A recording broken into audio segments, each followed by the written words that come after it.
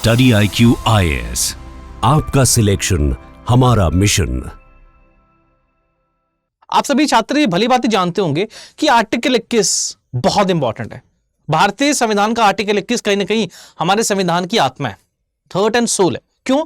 Article 21 हम सभी को right to life and personal liberty देते हैं। दैट मीन्स हमारे पास ये अधिकार है, आपके पास ये अधिकार है कि सरकार, ये कोई और व्यक्ति भी आप लोगों की प्राण और देश स्वतंत्रता, दैट मीन्स लाइफ और लिबर्टी को नहीं छीन सकता। अगर सरकार आपकी लाइफ और लिबर्टी को छीनना चाहती है तो सरकार को भी ड्यू प्रोसेस ऑफ लॉ को फॉलो करना ही पड़ेगा। अब प्रश्न ये आता है कि हम राइट टू लाइफ में किस किस चीजों को इंक्लूड करके चले। अब सुप्रीम कोर्ट ने जिस प्रकार से आर्टिकल 21 और राइट टू लाइफ की डेफिनेशन या इंटरप्रिटेशन की है over the period of time, supreme court ने आर्टिकल 21 के स्कोप को एक्सपैंड कर दिया, बढ़ा दिया। सुप्रीम कोर्ट ने सीधी सीधी भाषा में कहा था कि राइट टू लाइफ का मतलब केवल जानवरों की तरह जीवन जीना नहीं है। जिस प्रकार से जानवर केवल अपनी मूलभूत आवश्यकताएं, बेसिक नीड्स को ही पूरा करने के लिए जीते हैं, जानवर को अगर आप खाना दे दोगे और शेल्टर दे दोगे, ही विल बी सेटिस्फाइड। जानवर की आवश्यकताएं पूरी होगी। किसी जानवर को ना तो एंटरटेनमेंट चाहिए, ना ही उसको किसी प्रकार की एजुकेशन चाहिए, ना ही उसको अन्य प्रकार की फैसिलिटीज चाहिए, ना उसको पढ़ना है ना लिखना है। लेकिन क्या right to life of humans और right to life of animals क्या डिफरेंट है? बिल्कुल है। Because human beings due to their natural evolution process they do not just only rely on basic necessity. उनको केवल मूलभूत आवश्यकताएं नहीं चाहिए। मूलभूत आवश्यकताएं तो आवश्यक हैं, बेसिक नेसेसिटी आवश्यक हैं, लेकिन उनको उसके साथ साथ और भी ऐसी फैसिलिटीज चाहिए तो जीवन को जीवन जीने लायक बनाए। For example they require shelter, for example they require education, for example उनको चाहिए medical care and attention, they require privacy, they require livelihood, they require reputation, they require clean environment.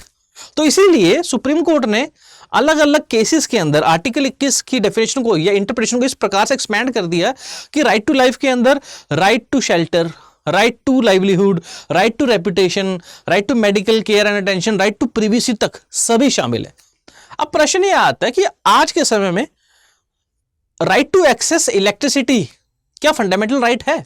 क्योंकि हमारे जीवन जिस प्रकार से स्ट्रक्चर हो गया, जिस प्रकार से हम जीवन जी रहे हैं, तो इलेक्ट्रिसिटी तो एक बेसिक नेसेसिटी ही है।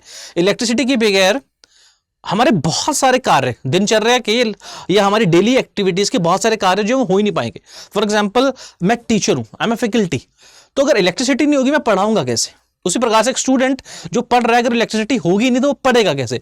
उसी प्रकार से एक व्यक्ति जिसकी दुकान चल रही है किसी मशीन्स के माध्यम से या पावर के माध्यम से, वो अपनी दुकान कैसे चलाएगा, लाइवलीहुड कैसे कमाएगा? इसीलिए समय समय पर यह प्रश्न उठता है, क्या आज के समय के अनुसार, क्या आज की मॉडर्न जरूरत के अनुसार राइट टू इलेक्ट्रिसिटी भी फंडामेंटल राइट का पार्ट है या नहीं? क्या इसको हम पार्ट ऑफ लाइफ या राइट टू लाइफ का ही हिस्सा मान सकते हैं कि नहीं? सो दिल्ली हाई कोर्ट ने एक बहुत इंपॉर्टेंट जजमेंट दी है। इस जजमेंट का नाम है श्री मैकी जैन वर्सेस BSS राजधानी पावर लिमिटेड अनदर 2025।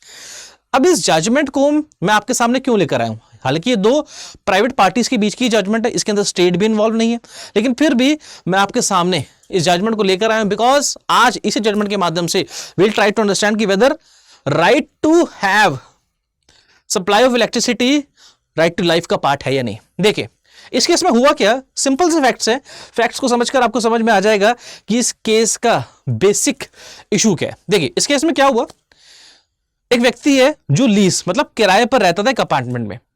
अब उसके अपने लैंड ओनर मकान मालिकों से झगड़ा हो गया था।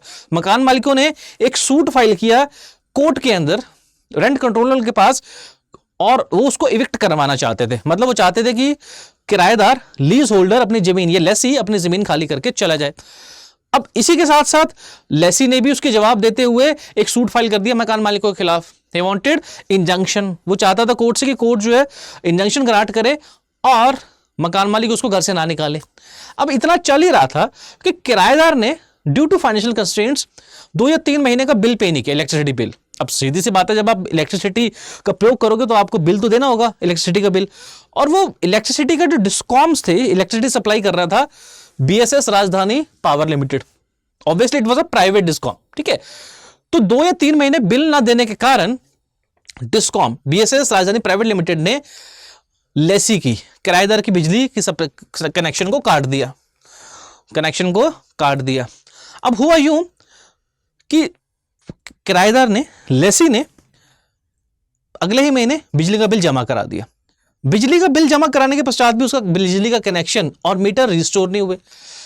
बीएसएस राजधानी पावर लिमिटेड ने उसके मकान मालिकों को एक लेटर लिखा और उनको बोला कि आप हमें एनओसी दीजिए, नो ऑब्जेक्शन सर्टिफिकेट दीजिए कि हम दोबारा से आपके किराएदार और आपकी किराए पर चढ़ी प्रॉपर्टी की बिजली का कनेक्शन रिस्टोर कर दें।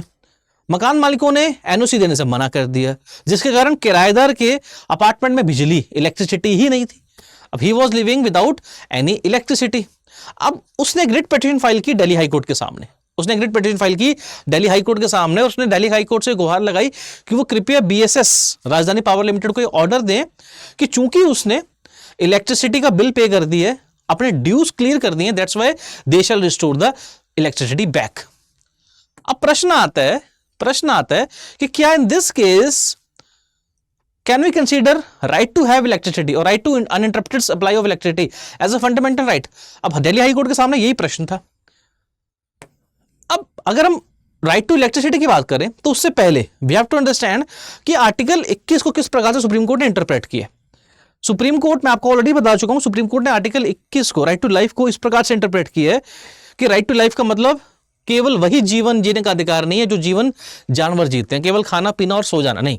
कोर्ट कहती है जो भी चीजें जीवन जीने के लिए आवश्यक हैं वो सभी राइट टू लाइफ का ही हिस्सा है। For example Francis Coralie versus Delhi administration 1981 के अंदर court said right to life includes right to live with human dignity and all which is required for it including necessities, जैसे एडिक्वेट न्यूट्रिशन, व्यक्ति को पोषण भी चाहिए, clothing and shelter over the head, व्यक्ति को सर पर छत भी चाहिए और पहनने के लिए कपड़ा भी चाहिए, facilities for reading, writing and expressing oneself, व्यक्ति को पढ़ना लिखना भी जरूरी है, बिकॉज एक व्यक्ति कभी भी अपने इंटेलेक्चुअल डेवलपमेंट की पीक पर नहीं पहुंच सकता जब तक वो पढ़ेगा लिखेगा नहीं, राइट। तो क्योंकि व्यक्ति के पास कुदरत ने उसको नर्वस सिस्टम दी है, पढ़ने लिखने सोचने समझने की फैसिलिटीज दी है, that's why must also be given access to reading writing facilities. इसके साथ साथ court said freely moving about and mixing with fellow human beings, because जब तक इंसान बीइंग अ सोशल एनिमल, उसके पास अधिकार होना चाहिए कि वो बाकी लोगों से भी मिलजुल सके। आप उसको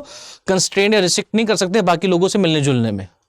सो कोर्ट इन फ्रैंकियोस कोरल वर्सेस दिल्ली 1981 सेड कि सभी सारी चीजें राइट टू लाइफ का ही हिस्सा हैं।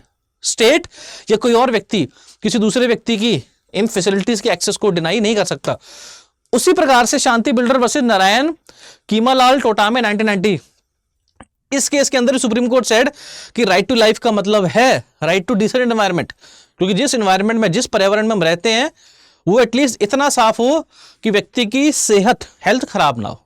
उसी प्रकार से रीजनेबल अकोमोडेशन, व्यक्ति को अकोमोडेशन, जीने के लिए घर भी चाहिए।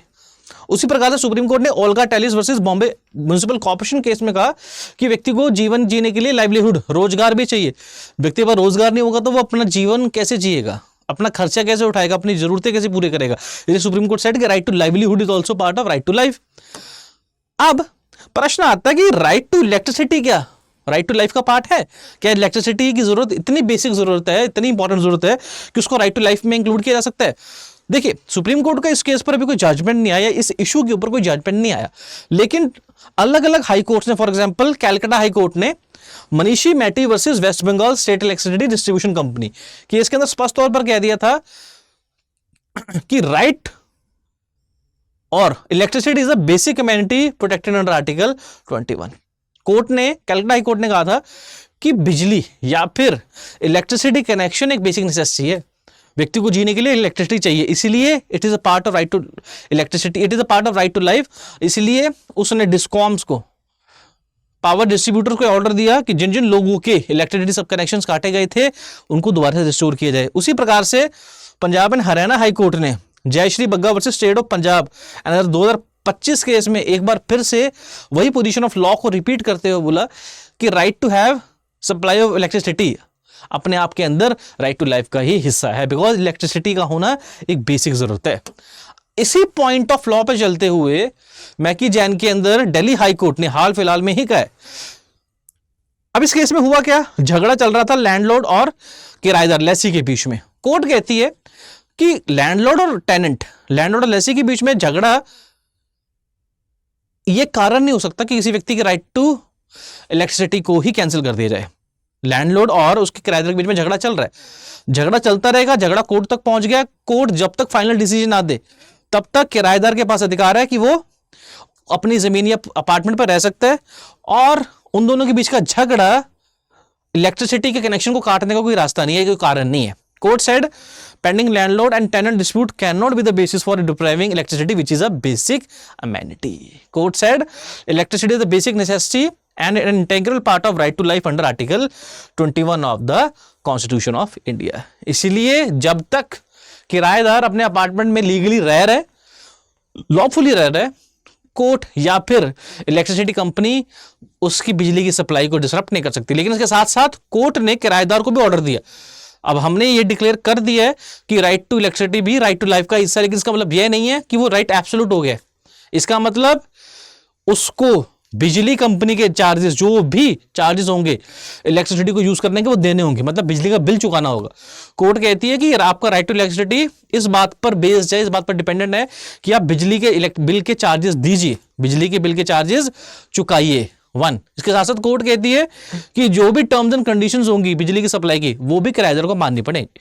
अब हमने right to electricity as a part of right to life declare कर दिया। इसका मतलब ये नहीं है कि आपको हमेशा बिजली मिलती रहेगी, आपको उसके लिए जो भी बिजली के बिल की पेमेंट्स होंगी वो टाइमली चुकानी होंगी।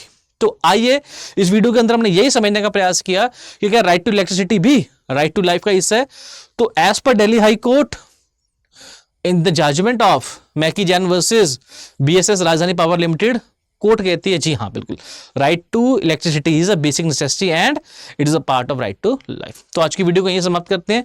ऐसी अन्य वीडियोस के लिए please stay connected with study IQ optionals. Thank you, good bye, जय हिंद। स्टडी IQ IAS, आपका सिलेक्शन हमारा मिशन।